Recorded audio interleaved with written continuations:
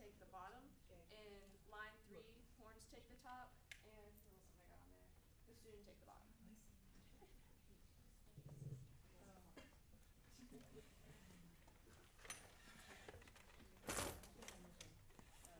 Are we ready? Yeah, it's just a section where I do not have pages. Okay. It's okay. Can we have Caitlin, can you move into my seat and Emily move up to be with the flutes? Great. This.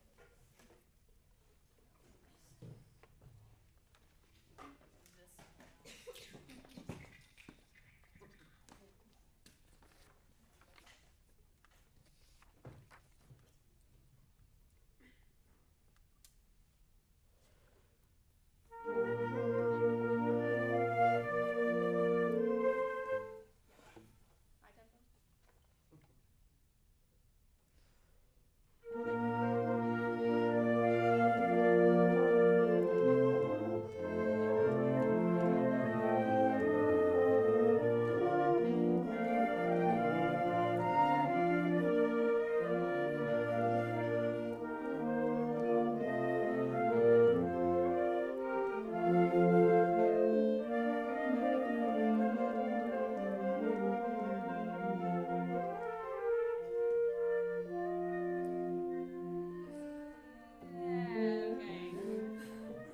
Let's give that another shot. Let's. Yes, Miranda. I'm. Yeah, my bad. So this is in 12/8, so it's going to be 4 big beats, and is subdivided in 3. Okay. So let's start at the beginning again, and in count with me, measure 1, 2, 3, 4, 5. Whenever you have that 8th note 4/16 figure, let's have ta tia tia ta tia tia. Now, did you notice that she was conducting as she was singing? So she showed you how to play through her gesture as she was singing. That's a really good rehearsal technique. Right at the beginning. Stop. Are you happy with the phrasing?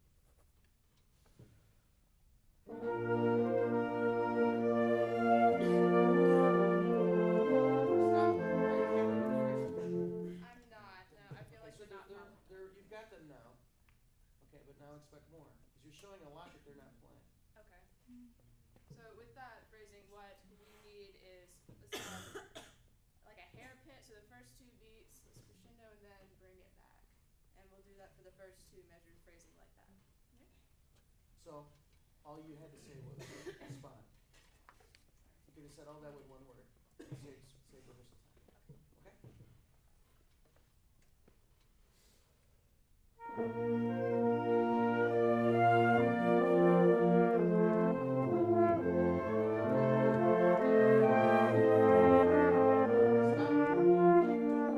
Don't confuse improvement with achievement. Yes, it was better, but it was just a little bit better. Okay. That's not good enough. Okay?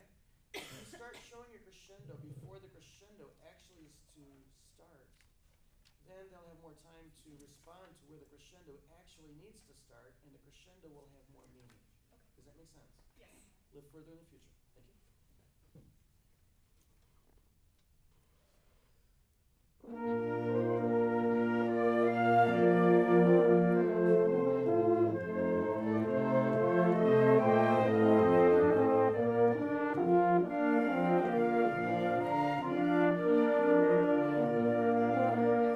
Okay, so measure 1, 2, 3. Whenever you have that 3/8 note figure, put a little bit of separation after the second subdivided beat. So tia ta tia ta. Everyone understand? So that happens in flutes, violins. That's line 1, and you have it again in measure 4. We're at the beginning, and apply that separation.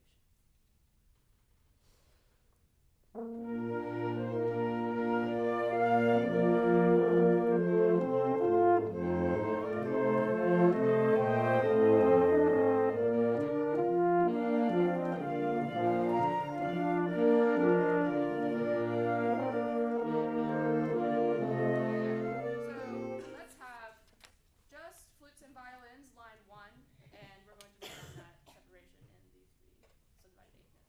Flutes and violins.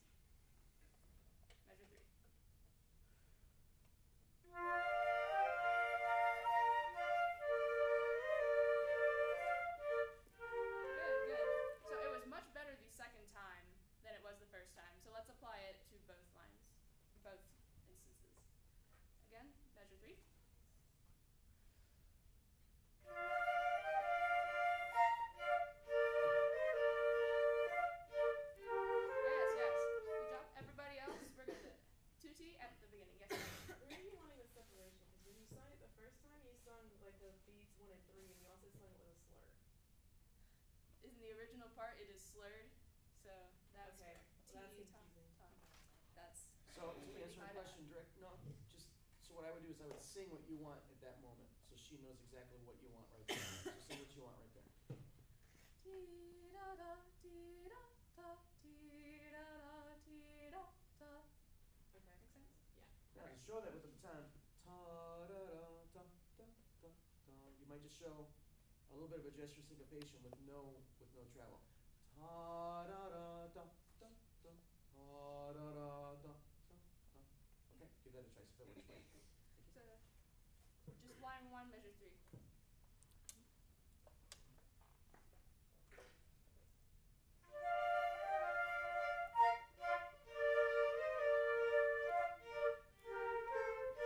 Rachel, you had a question?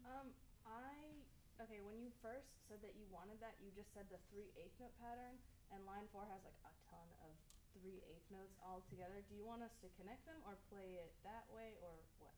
That I would like you to connect. Okay. That whole line starting in measure 1, connect all of that. Okay. So we're tutti at the beginning.